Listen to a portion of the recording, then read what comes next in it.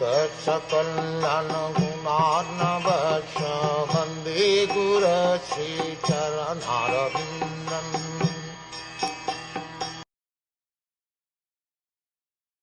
Please, therefore, being blessed with many years, explain to us, in an easily understandable way, what you have ascertained to be the absolute and ultimate good for the people in general.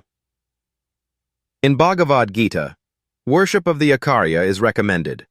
The Acharyas and Gosvamis are always absorbed in thought of the well-being of the general public, especially their spiritual well-being.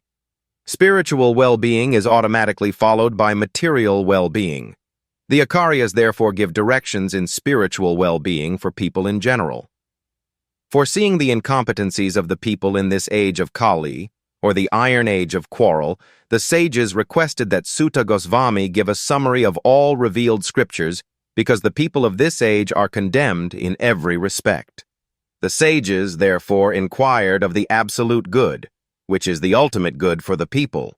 The condemned state of affairs of the people of this age is described as follows.